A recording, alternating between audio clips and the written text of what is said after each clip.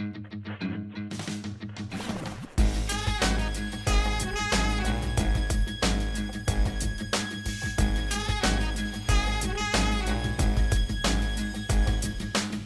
Tuesday, January 27th. I'm Adam Walsh, and this is The Signal.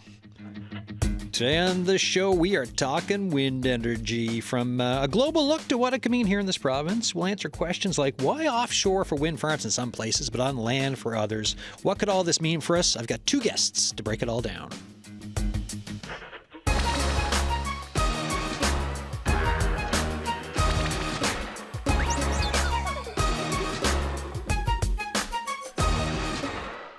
I've been wanting to do this show for a bit. There've been a couple of emails that came in. Also, one from the This is Newfoundland and Labrador podcast, which is available wherever you get your podcast. We did a whole look at what went on with the initial green hydrogen plans for the west coast of the island, and now the upgraded Atlantic grid plans and the pitch for that. So we did a full episode on it, and afterwards we got some emails about extra questions.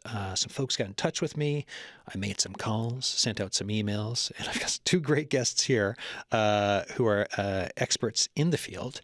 So the lines are open today. If you want to call, if you've got questions about wind energy, we will do our best to answer them. I mean, I won't, but the guests will. 709-722-7111.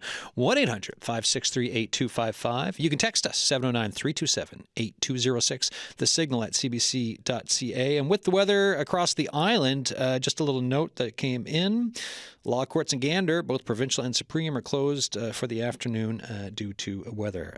So that is out there if that is of interest to you. Ian Froude, Managing Director and Founder at Pedal and Shift. How you doing? I'm well. How are you? Good, man. Haven't seen you since you were on St. John's Council, so it's nice to have you in, sitting down to talk about this. Before we get to Grace, just give us the old introduction of this version of you, who you are, and also Pedal and Shift. Sure, yeah. So I'm founder and managing director of Pedal and Shift. Started it in the tail end of the time I was on city council and saw an opportunity to contribute to the development of renewable energy in the province and in the region generally.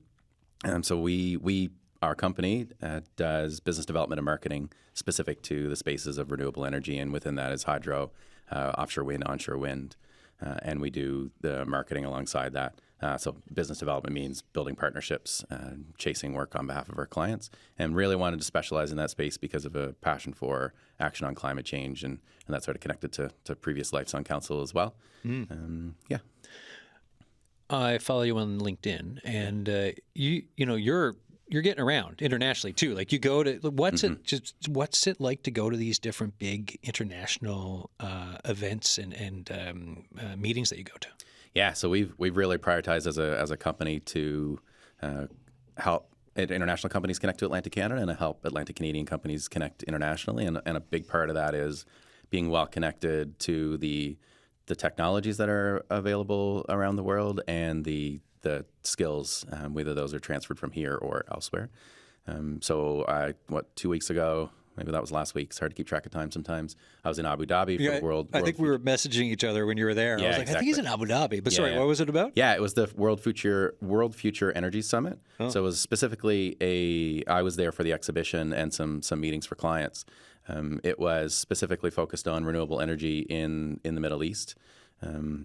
And a big part of that was solar energy developments, wind developments. I find it really fascinating to be at these. I get really energized in these exhibition spaces because it's a space of pursuit. So like there's a mentality of we can create interesting technologies, we can problem solve, and these are a far cry from the pop-up banner style small exhibitions. These are large, extremely well set up, so multiple story booths within an exhibition space that it's multiple aircraft hangar style size of event. And to walk around and engage with the really interesting technologies, really interesting projects that are happening, whether in that region or those that I've attended in Europe. I often go to the Wind Europe one, and we'll go again to Spain in April. Or Renewable UK in the UK, focused on global wind energy. And what I find really interesting is getting that technological understanding, that project understanding, but also thinking about how that draws back to what's happening here in the region and how it can make those connections. Yeah.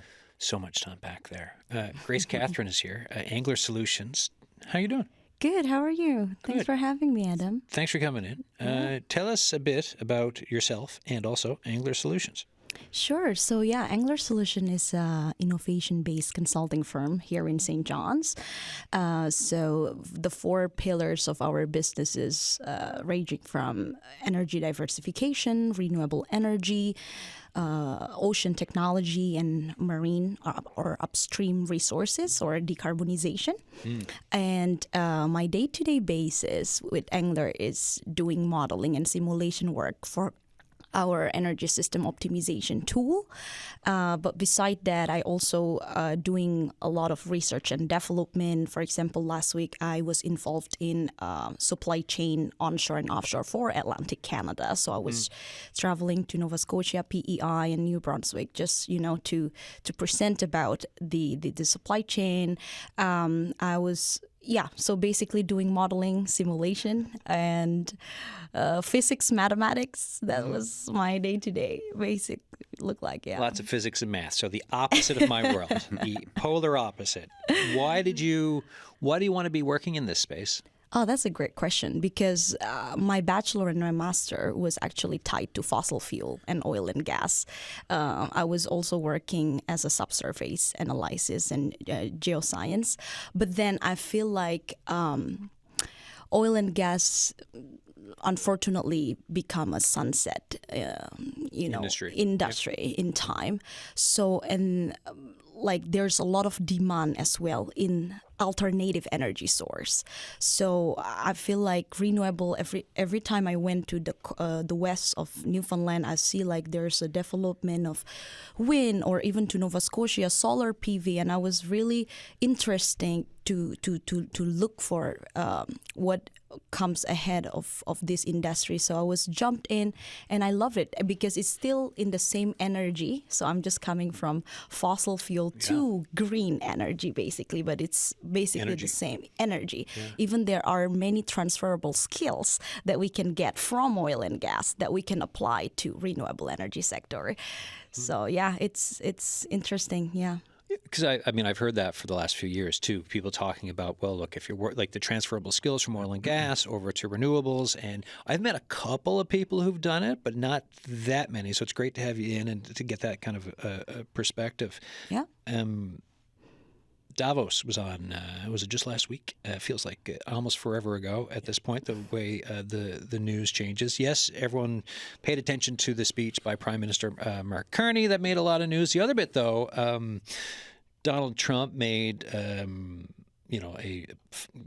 bunch of claims, a bunch of them that have been debunked, but one of them was he was talking about wind energy in China. So, because I want to start with a global perspective here. So, the President of the United States was.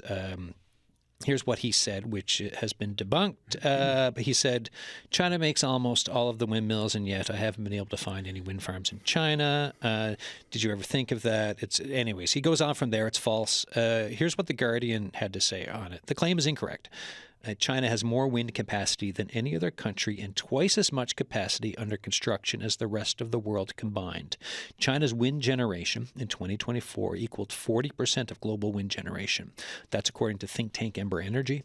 The country is building 180 gigawatts of solar projects, 159 gigawatts of wind projects, which together amount to nearly 2/3 of the renewable capacity coming online worldwide, according to Global Energy Monitor. Rather than avoiding wind power domestically, China is the world's largest generator of wind energy. So if I say something like 159 gigawatts of wind projects, I don't know what that means. It sounds like a lot. Can one of you just help me with what's the scale of that if we say 159 gigawatts for wind projects? It's a lot. Yeah. So 1 gigawatt, just imagine it equals to power 750,000 to 1 million homes. Depends on where you are, rural, remote, or urban.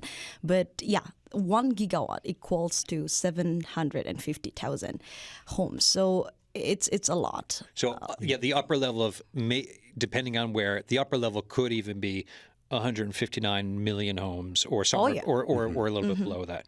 Or you compare it to, say, Muskrat Falls. So Muskrat Falls is what, 840 megawatts, or the Upper Churchill is 5,000 megawatts. So that's 5 gigawatts. Yeah. So 5 gigawatts. 5 gigawatts. So we combine the Upper Churchill and Muskrat, you get 6 gigawatts, and that's 150 odd gigawatts. So it's a massive scale. Yeah. And Trump is right in that they are building a lot of these things. Yeah. They're absolutely building the right nacelles. there. They're building. They're building the nacelles, which is the generator component of a wind turbine. But yeah, they have tremendous turbines in the field generating a lot of electricity, and I'll be lucky enough to see one of those in early March when I travel to eastern and central China. Oh, amazing! So looking forward to that. Yeah. Oh, that's really cool. Yeah, because like the graph from I was looking at a graph from the folks at Carbon Brief, and that's a UK-based website covering developments in climate science policy, energy policy, and the graph is like China's wind capacity is bigger than the next 18 largest countries combined. Yeah, the bar chart's very skewed, right? Yeah. The Chinese bar is. I was like, very high. wow, that is wild. Canada's down halfway down the list. So globally, what kind of a time is this? And for going to Abu Dhabi or going to the Maritimes, or also for what you're studying, what kind of a time is this for what you're seeing for wind energy and the development? Well, there's a massive build out. So Europe is building significantly. They've had a bit of a slowdown the last couple of years based on agreements around the price between developers and purchasers, which are usually government utilities. But the UK, the United Kingdom, just had its largest auction for offshore wind in its history, and one of the largest, if not the largest, in European history for the development of fixed bottom. So that's if you have this is offshore wind. Fixed bottom offshore wind, where you have a foundation that sits on the floor, whether it's a jacket structure or a monopile. Jacket looks like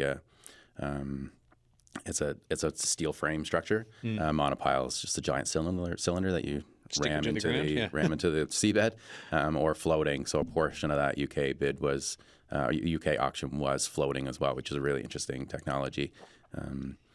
So significant build out, as we talked about in China, significant build out in Europe for both onshore and offshore wind. While I was in the Middle East in Abu Dhabi, they're combining in lots of cases solar and wind together in a project, because both of those, less so in the Middle East, but both of those renewable energies are intermittent. I mean, they're not producing energy all the time. Yep. The Middle East has strong solar potential that has really high capacity factors, which means it's generating electricity a lot of the time. But in the cases where you combine the two, you can even out that electricity, and you see that in some of the proposals that are present in Newfoundland, out in Central, the EVREC project, Exploits Valley Renewable Energy Corp. They are talking about potentially combining solar and wind as part of that project. So you're seeing this massive build out, and then in parallel to that is the development of a hydrogen industry, at both on the supply and demand side. I don't know if you have anything, Grace, to add to the international stuff, unless we want to go down and talk about hydrogen. Yeah, well, I bring numbers here. So as of June 2025, we have 1,250 gigawatt installed capacity around the globe. Canada has 18 gigawatts. And from that 1,250 gigawatts, 8% of it belong to offshore wind development. So 90-ish% is onshore. And I just want to re-echoing what Ian said about hybrid system, right? Yeah. So it can be, so we're talking about generation, and then we're talking about energy storage down to load or the demand and the operation and grid transmission side of thing. So because generation mainly, renewable energy generation mainly intermittency, meaning that we need to have a balance or a bridge that can bridge the abundant renewables with the reliable supply. That means energy storage can come in. And also, just talking about the market itself, in emerging market like India, Southeast Asia, South Korea, Africa, they're also thriving to meet their target, renewable targets. So it's not only Europe or China or North America, but even Latin America, they're also thriving in this sector. Right. Yeah. Trying to meet renewables targets, and also, so you mentioned everywhere else, and the Europe note too for a milestone, also from Carbon Brief, for the first time, wind and solar generated more electricity than fossil fuels in the EU last year. That's from Reuters reporting as well. Wind and solar generated 30% of the EU's electricity in 2025, just above 29% from plants running on coal, gas, and oil, according to data from the think tank Ember, covered by the Newswire. So again, like just to add to the flavor of discussion. So, and you were mentioned like green hydrogen. Yep. Question: is it done? Is it done? Does it it exists. Yeah, so it exists, but is it done? But is it like we've talked about reporting here in this province of like there was the plan, the ambition of having green hydrogen, sending it over, ammonia, sending it over to Europe to help electrify, and this was having to do with Russia's invasion of Ukraine. That was the jumping off point for the discussion. Yeah. And that doesn't seem to be going anywhere, but the conversation's much bigger than there. Can you just fill us in on it? Yeah, so there are utility scale. So what I mean by that is gigawatt scale. In these cases, it's usually solar and wind. Solar and wind using that electricity, pulling in water, or in the case of the Middle East, salt water, desalinating that salt water, and then converting that into hydrogen. There are utility scale projects either both in operation and in late stages of construction. In the Middle East is where the largest scale is happening right now. So in Saudi in particular. And on the European side, say smaller scale than we've been talking about here, but the level of often with these systems, it's that you just replicate. So you have a certain subset of electricity generation, whether it's wind, solar, or otherwise, and you have an electrolysis. You not effectively carbon copy that and scale in that way.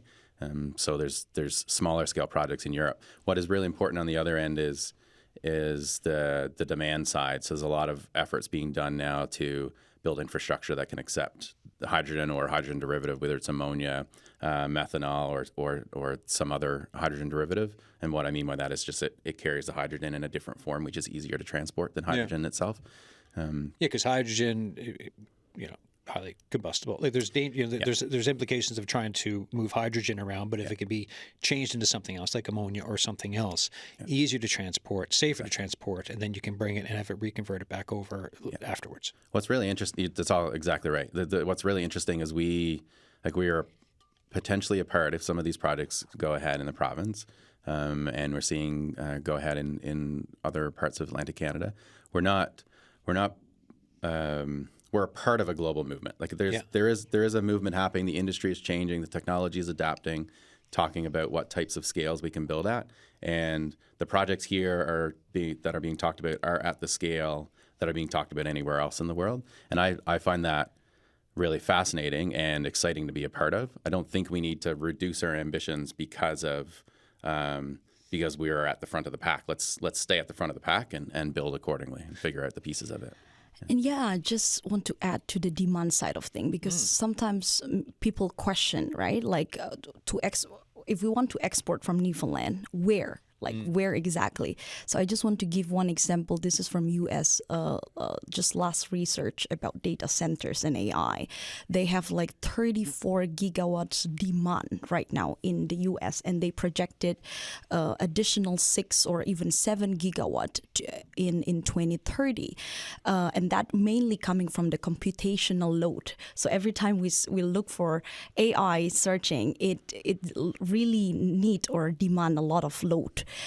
So there are export market, I could say, in the U.S., in the Europe, and hydrogen is exactly what you said. It can be transferred to ammonia or even LOHC, the liquid organic hydrogen carrier.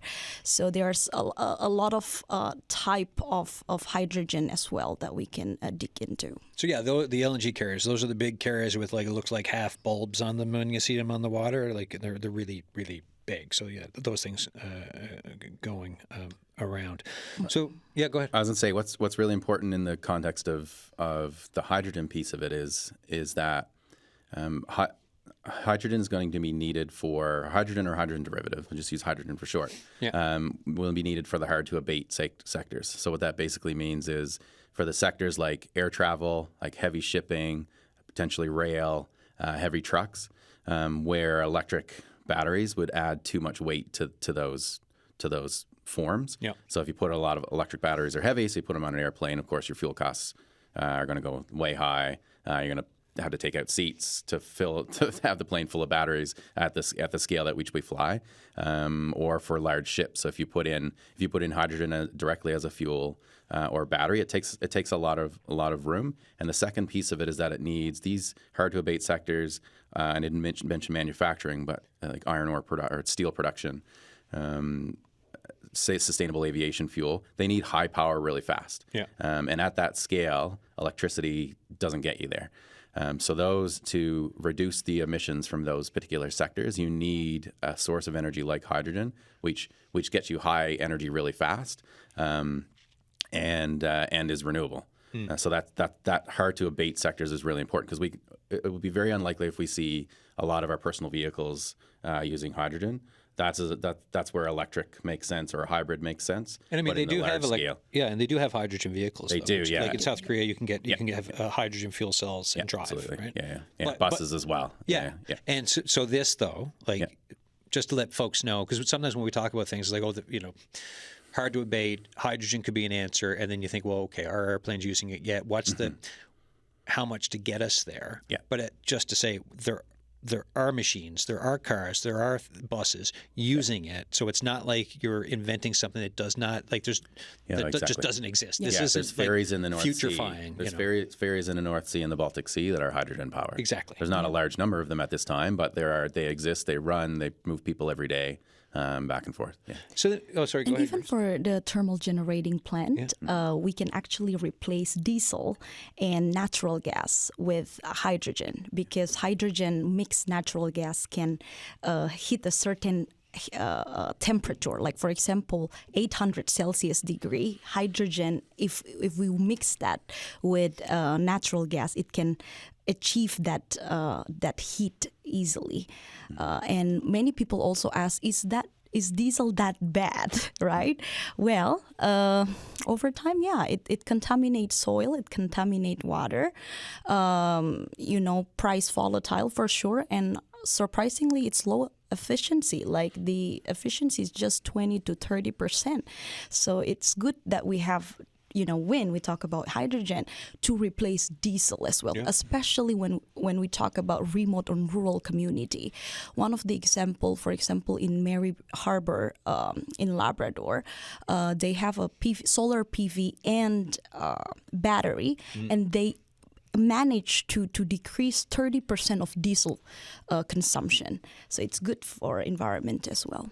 Yeah, because so there's the fossil fuel side of it, right? For global warming, climate change, greenhouse gases, but also like you're saying, for diesel, it's bad for the environment, the air. Like it's a clean air thing, it's a pollution thing on like just the ground and water level too. Like it's more than, not to say just, right? Global warming.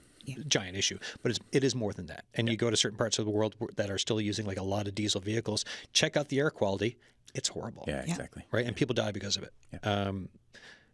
I'm curious. So this is okay. Before we move on from green hydrogen, so then what should we be looking for here for this province? Because there's this conversation that almost made it feel like, well, that's done. We're not going to be doing that, right? For I think how some folks may think about looking at news headlines, right? It's like you had the John Risley aspirational project, and then it's like, well, it's dead in the water, ... for now. Mm-hmm. How should we be looking then at hydrogen, wind to hydrogen power in this province for potential where things could still go, given the lay of the land right now? I often call myself a pragmatic optimist. So I'm still, I don't know if it comes from an engineering background or not, but it's like this is I think this is still possible. Yeah. I'm seeing indications in the international market. There was a week 2 ago where the European Union has given permission to Germany because of the way some of the legislation works there to move forward with a hydrogen auction. So what that means is 200 million euros from Germany, 200 million euros from Canada. So what's that? $807 to $900 million based on the exchange rate in Canadian. I think I did that math roughly correctly. So there will be an auction process that goes forward in the next 12 to 18 months, which will choose an Atlantic Canadian proponent to invest that money into. So that $800 million can go towards an Atlantic Canadian project to produce hydrogen, which would then be exported to Germany, which would then be sold into anywhere in the European Union. And the reason that's important is because this is a nascent industry at this scale. For the green hydrogen side, there's lots of gray hydrogen produced from natural gas and other ways, but for it at this scale, the price that we can produce at is higher than the price that people are willing to buy it at. Yeah. So this auction is meant to close that gap. So the $800 million-ish will close that gap, so that makes the project in Atlantic Canada viable. So to me, that's a tangible action, a real amount of money that's there to be used. Which developer will ultimately get that will be seen over the next 12 to 18 months. But that will inject an immense amount of capital, which will trigger one of those projects to, in all likelihood, move ahead. Yeah, and this is something too, like for oil and gas over the years. I mean, there's been no shortage of government monies spent on subsidies for encouraging anything from exploration to development or just sticking around and having jobs. Yeah. So in this case, this is something that's similar, money that's been pledged. So it's kind of like you just said. So on the green hydrogen file, TBD. Mm-hmm. But it's more than just, to be determined. There's something coming down the pipe that we should watch for in this province to see, are we part of it, or is it going to go to Nova Scotia, PEI, or New Brunswick? Yeah, exactly. And it's the TBD part of it, the to be determined part of it is which proponent will get it, not will it happen. Yeah, someone's going to get it. Will get it. Who's getting it? Yeah. And there's so yes, there have been some news stories lately about some of the projects, but I think that's a natural part of the cycle of new industries, but also business development. And you have lots of businesses start up. Most SMEs, small and medium-sized enterprises, fail after the first year or two. You see that churn in businesses. So what we saw, say, 4 or 5 years ago was 20 odd potential projects. That was the wide end of the funnel. That came down to was it 5 getting through the province's process, and then North Atlantic and Pattern being added to that because they're a bit different. Mm-hmm. And now it's funneling down further. That doesn't mean that the industry is not going to happen. That means that some investors have chosen to move forward and some have not. Like we have still progressing. We have the Everwind project is in Nova Scotia, is progressing along. At this point in time, they're prioritizing their Nova Scotia project over their Newfoundland one for various reasons, but they are progressing with plans for a timeline on construction. You have North Atlantic. There's been stories in the positive sense of them moving forward. Evrex, the one out in Central, released an update on the progress they are making, and it's a lot of the boring work that happens right now at this stage. It's not boring for some people, but it's not as shiny. Like it's the environmental assessments. It's the front end engineering that has to happen. All the work that has to be done to try to get stuff to go the financing. All these pieces have got to be done in order for the public to see a turbine stuck somewhere. And to me, that's happening across 3 projects in the province. And as you're talking about just the funneling down for companies and pitches and everything else, just for folks listening, take a look at what happens in the next year or 2 or 3 when it comes to the big AI companies. Mm-hmm. Because you're hearing all these different types of names. That's going to funnel down too, because a lot of these places aren't making any money right now, and we're going to see something similar happen. And someone will emerge, like the Google of AI, and it might actually be Google, but that will emerge at the end of this. Grace, any thoughts on? Yeah, I mean, I just want to continue with what Ian said about hydrogen. For me as well, I feel good about it. I am pretty optimistic from the technology or from the technical perspective. From the last decades, we see capacity factor increasing. The cost, the capital expenditure, capex, opex is also decreasing over time. The LCOE is also getting improved. And also capacity factor means how much electricity a generating unit can actually actually produce compared to the maximum potential output, right? And it's getting improved as well. So I'm pretty confident about the wind, hydrogen, ammonia, LOHC concept. Yeah. If I might add, the other piece is I think it will be valuable for folks here to have the perspective of, I don't want to be on a soapbox too much, but to have the perspective of how do we enable this to happen? So if you want this level of economic development to happen in the province, it's not only global forces around energy prices that drives that, it's what supply chain is possible in the province. So what solutions can local companies put forward to these developers that would drive down their costs, reduce their timeline, that would reduce the risk, reduce the cost of developing these projects. If for a particular project, if 30 to 50 companies come forward and shave off X percentage of the cost of this stage, some of the risk at this stage, then those projects become much more possible. So an enabling mindset, or how do I help make this happen from an economic development perspective, I think would be quite useful. You're listening to The Signal. I'm Adam Walsh. Today we're talking about wind energy to green hydrogen to potential, and I've got a bunch of questions I'm going to start working through as well, like such as the differences between onshore, offshore wind, what the benefit can be, what's going on globally with wind energy. My two guests are Ian Froude, the managing director and founder of Pedal and Shift, as well as Grace Khatrine with Angler Solutions. Craig Lewis is on the line from Bayvert. How you doing, Craig? Good, Adam. We're just starting to get a little bit of snow out this way. Oh, it's snowing here. I'm looking at the parkway now. I can still see the health sciences, but, there's snow in the way. What we need to do is create that much energy that we can melt all the snow on the highways and sidewalks. Harness snow energy, there you go. Basically, just my couple of thoughts. The windmills that they're planning on building here in Newfoundland and Labrador are too big, because the problem is that once they break down, he never gets replaced. We need to maybe have the structure, but instead of having one turbine on it, you have multiple turbines on it so that you can replace a turbine when it breaks down.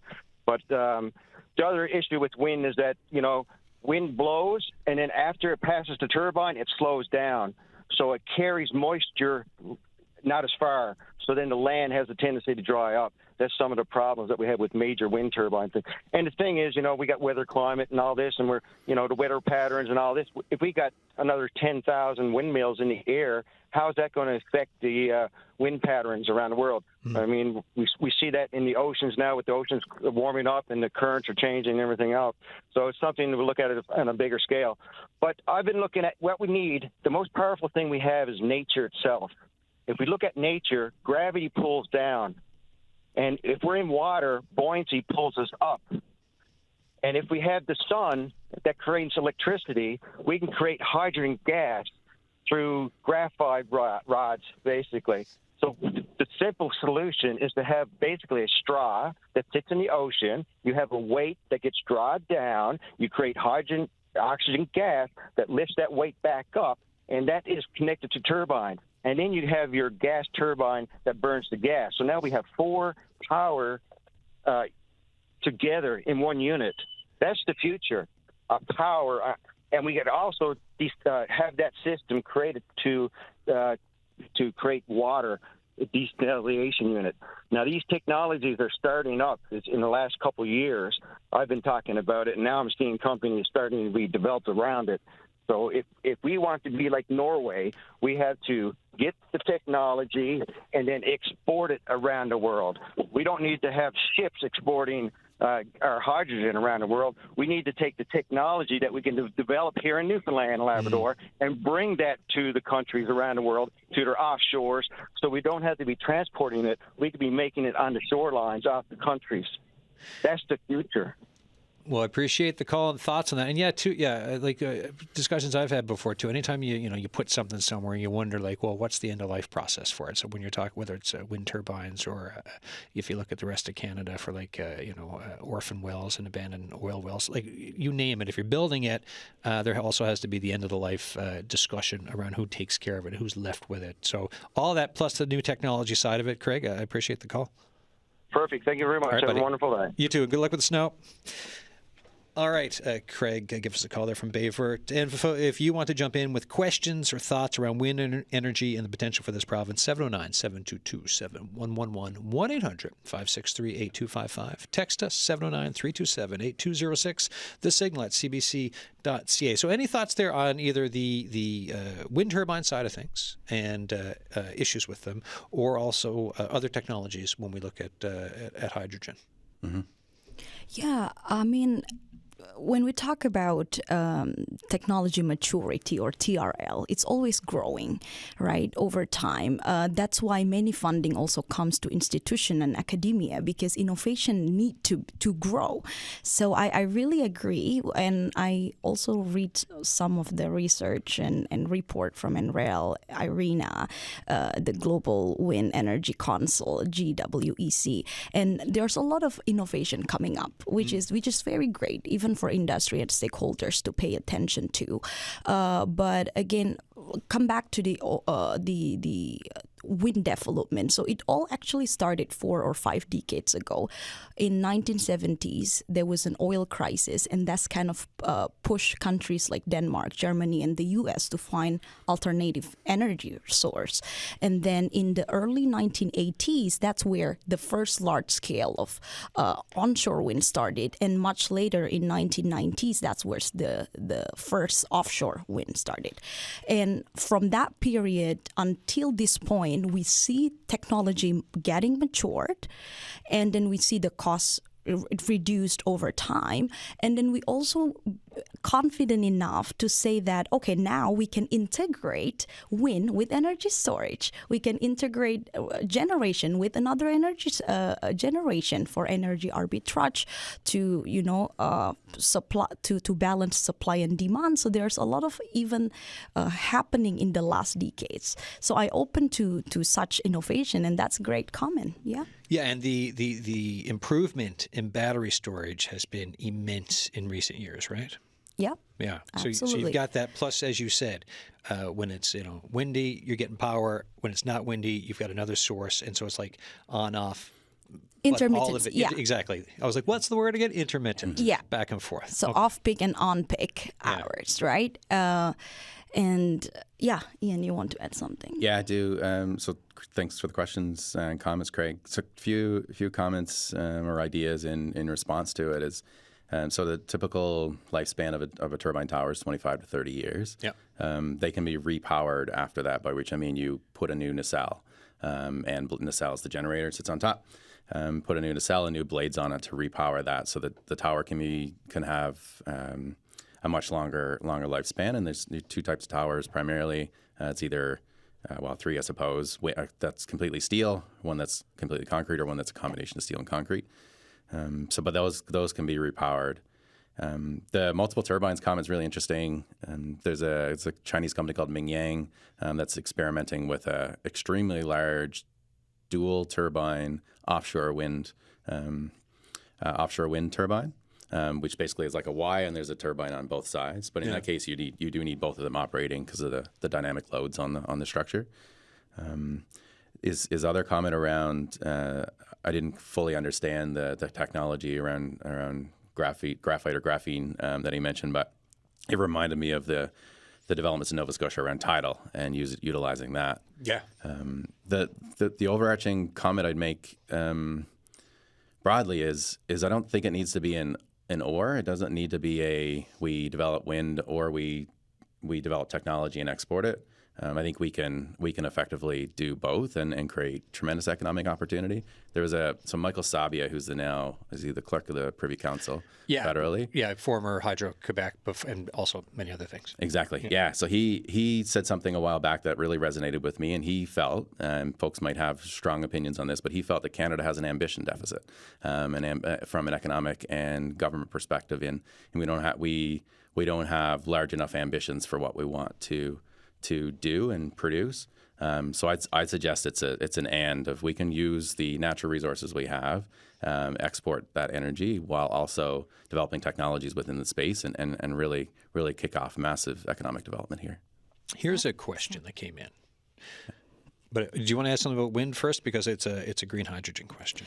No, because Ian mentioned about the life cycle. Yeah. I just want to add, because there's also consideration about recyclability of the turbine itself, right? For tower, 90 to 95% are recyclable, because it's by concrete and steel, and nacelle as well, because it's made by metal. But for blades, it's a little bit, it's controversial, because right now we need a combination of fiberglass and epoxy resin, which very hard to be recycled. But then there are some innovations along the bio-based resin and advanced coating that is also coming up, maybe from last few years, that can answer this issue. Yeah, there's a really neat company in Nova Scotia called Resolve Composites that's doing a lot of work on blade recycling, using different chemical processes. Here's a question from Randy. Nobody has addressed the issues around burning tens of millions of liters of water day after day to produce hydrogen in a climate where water is an increasingly scarce resource. What's the water issue for your thoughts when it comes to green hydrogen? Or is there one? It is a tremendous amount of water that gets utilized. Yeah. That water is then reproduced when the hydrogen is burned, so it's not an elimination of that water in the grand scheme of things. But it aligns with these things need to be built in places where there is an abundance of water, and then there will be a continued abundance of water. So there are long-term, even when you look at hydroelectricity, you have engineering firms doing studies 20, 50 years out to know whether that electric facility will have the water capacity to drive that generator for the 100-year life cycle of a hydroelectric facility. So it's the same sort of calculation that a developer would have to do to be confident that there will be a water resource in that area that will be reliable for the 30, 50 years of operations of that facility. It's kind of wild to map that out given the unpredictability of climate change, because you look at conversations around hydro and reservoirs and lots of things that can happen. Droughts. I mean, look at Newfoundland this past summer, right? Droughts, river levels, everything else. So then to say demand as temperatures increase and we don't know where things are going, that's an interesting question. In the Middle East, as I mentioned, they're doing desalination, so that adds cost because it also takes energy to desalinate ocean water, but they have found it to be economically, they do it for their drinking water also, of course, but economically viable to do it while still producing hydrogen because of the high amount of energy they can get from their solar and wind resources. Yeah, so extra things to, that's all part of the conversation. And when you're doing planning and figuring stuff out, so for people living in communities around them, the stakeholders, as we say, but like from government levels to people are proposing it, all that needs to be thought about. One of the questions I got, so when we did the podcast episode on wind energy for the West Coast, I got an email that with a few questions. One of them was, why is wind production being considered offshore Nova Scotia, but onshore in Newfoundland? One of the reasons, I think, is the morphology of the seabed itself. So for Nova Scotia, they have a shallower continental shelf area. That's what we call it. And for Newfoundland, it's way deeper. So it's a bit difficult to install fixed bottom in Newfoundland areas, but for Nova Scotia, it's way easier. That's my thought. But I mean, Nova Scotia also has some on-land wind development. Cape Breton has some, don't they? In Cape Breton, is it? Yeah. If you drive through Nova Scotia, you frequently see wind turbines. Like you land when you're flying into Halifax, you definitely see them, and up through when you're on your way to New Brunswick. So they're in Nova Scotia. They're doing both. They're building onshore wind. And they're developing offshore wind. They have a lot less land mass than Newfoundland and Labrador does, so that's one of the reasons they're going offshore. But the scale of opportunity for Nova Scotia is in the offshore, whereas our coastal waters in scale and our on-land possibilities are equally significant. But it's again back to the point of it's not an either or, it's a both. Nova Scotia is doing both. There's turbines being put up. There's companies from Newfoundland engaged in the sticking of turbines in Nova Scotia and elsewhere. But it is correct that they're pushing very, very hard on offshore wind because they have great resource and a significant demand in Nova Scotia and onwards into Ontario, Quebec, and potentially New England for wheeling that power.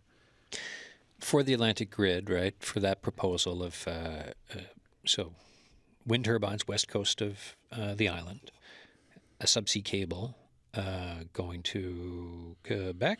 A subsea cable to help electrify Quebec, the Maritimes. Another question that came up was, do you think it's going to be the same number of wind turbines, or is that known yet, or is it to be determined depending on what happens with the project? What's the number of wind turbines needed for such a big project as that kind of a pitch? Well, Nova Scotia, in their first round of offshore wind, they're going for 5 gigawatts. So an average offshore wind turbine is say 10 to 12 megawatts a piece. So you do that math. I'm not going to try that in my head. No. But they are talking about, Nova Scotia, Premier Houston, talking about potentially over time, they have the capacity to develop 60 gigawatts of electricity just from offshore wind. Yeah. And there would need to be substantial transmission infrastructure built for that, whether it's a subsea cable or an overland one. And to points that have been made, there's potential to further connect Newfoundland to wheel some, to transmit some of the electricity either onshore in the medium term, offshore wind potentially on the south coast of Newfoundland in the very long term, to push that energy west. The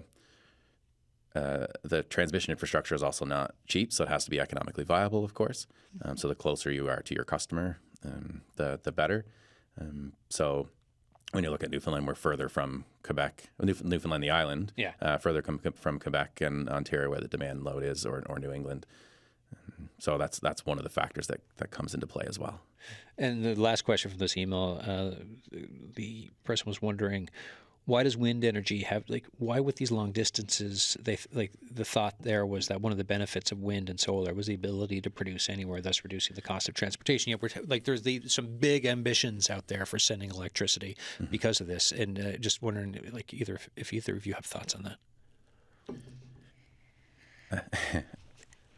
Yeah, well, I think so for Canada, because normally the government, from what I observe, we are focused on building this centralized energy systems instead of distributed energy system. So if we compare to the islanded countries or archipelagos country, they are focused on building distributed energy storage. So you will see a lot of solar PV or smaller wind in rural and remote community.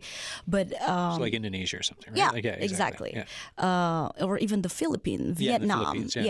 So that's just my thinking. So it again, back to politics and socioeconomics perspective, I could say, because from technology standpoint, you can do both in whatever geographical boundaries, but it's more like preference of politics and socioeconomics. And political culture of the time and what's been done in a country compared, and especially countries where you've got something like, growing up hearing about and using like big hydro projects. So if that's the standard that you've seen, and then you think about the renewable side of it, instead of doing what they might do in the Philippines, like each island has and households have little producing bits. It's like, no, big grand scale to help electrify regions for everyone. Yeah. The other piece of this is I do a direct parallel to the oil industry. So we have a small population here that produces a tremendous amount of oil and lots of desires to produce more of that. Oil is just a form of energy that we put on a ship and move about. I make the direct parallel to hydrogen as an example of you have energy in one part of the world, and you move it to another part. Yeah. Canada, if you look at Europe in particular, they have massive energy demand and growing as they decarbonize, but little land to build and less natural resources than we do. So they have massive energy demand, but we have the energy. So just like oil, it's putting in a transportable form and moving it from an area of high supply to an area of high demand. That's how I think about it. But there is potential to use more of the electricity here as well, and Hydro has their request for information process that they're doing right now. And the list of companies that have submitted to that is public. That will provide some wind energy in the future to that grid. And in Nova Scotia, they need, I think, 1.5 gigs of energy to get off coal. So there's the combination of, all right, there's some demand here, but there's also high demand in other places. So we just need to move the energy to those markets. We've got Glenn on the line from Paradise. How you doing? I'm doing well. Good. Thoughts, questions? Well, I had a Zoom call with Ian when he was in the Netherlands about a year ago. You may or may not remember. I do. You do, Ian? Yeah. Okay. So I've been working on this vertical axis wind turbine, local technology, a little bit of help from the National Research Council. It's still ongoing. I probably have a year or two more before there's a prototype to put into a pilot project somewhere. But my question is, where do you see a small player that's just doing a small turbine fitting into the bigger picture? I have my own thoughts. I didn't know. Yeah, because like I'm thinking, where will this go? Yeah. All right. Well, Ian, what are your thoughts? So good to hear from you again, Glenn. I think so. It goes back to the point I made earlier around the innovations that can happen by smart entrepreneurs, technical people here, and thinking about the sector and the opportunities. So if you think about it from what can I help do to produce, to help make this industry happen, or to produce additional renewable energy. I think on the vertical axis versus the horizontal axis, and to explain that, it's like a typical turbine is the horizontal axis with the blades. I'm on radio, but I'm using my arms. I suppose I'm partly on. I was watching you not saying anything, and I'm like, oh, for the show. Like, yes, this is great. The typical turbine that we see, turbine we see is the horizontal axis one. But if you could imagine like a DNA helix spinning, that'd be a vertical axis one that Glenn is speaking about, and I think there's high efficiency that can be gotten from those. I don't know if the large scale developers are convinced of that yet, but I see that playing a substantial role, based on my knowledge, substantial role in the future as we need different ways to make converting wind energy into electricity possible. I don't know if that resonates, Glenn, or not. Oh yeah, it definitely does. I just think what's it going to take to break into the, into the, like on the West Coast or wherever it's going to be the big wind turbines, vertical axis, they wouldn't go for that. You're talking 5-10 kilowatts. But if you have 10 kilowatts and the price is right and you put 100 up, that's a megawatt. So, numbers are there. It's still a year or 2 years. But before if some wind tunnel testing shows that the energy production is not there, the efficiency is not there, then it's it's an effort that didn't go anywhere. But if it shows that it is there, then my thoughts, I can picture the bigger wind turbines with these smaller ones mixed in between. Mm-hmm. That was just a thought. Yeah, that is this type of research and development that I think is really neat in this space, and encourage lots of folks to think like that. Glenn, we got to run. We're up against it for the end of the show, but thanks for the call, man. Quite welcome. Thank you. Bye. Cheers. All right, Glenn calling there from Paradise. Less than a minute left. Final thoughts, Grace, Ian? Final thoughts? So I'm pretty confident. I'm feeling good about the wind development in Newfoundland, Labrador, Atlantic Canada. One of the assignment I think that we need to think about is the manufacturing facility, because that's something that we lack of right now. The closest manufacturing facility for blades and some components is in Gaspé, Quebec. That's the closest one. So we need to think about it, because again, we have a lot of critical minerals, we have a lot of resources that could lead to, for example, EV for battery and stuff like that. So we need to think about that. For me personally, if we can come together from academia, industry, stakeholder, and have a same frequency and talk about this, about energy storage, renewable energy, how we met the load, that would be great. Yeah. In 15 seconds. 15 seconds. Couple of things we didn't touch on. Like, there's lots of technologies out there to reduce concerns around bird strikes of a turbine. So there's ways to mitigate the negative impacts that I know are in some folks' minds. And then when you look at the full life cycle, it's just a lot of these components are large. When you look at the full life cycle from construction through to decommissioning, the emissions from developing all that are still less than us burning fossil fuels in the oil form. So there's a positive despite all the pieces that have to go into it. And that's the show. We'll catch you tomorrow. Bye.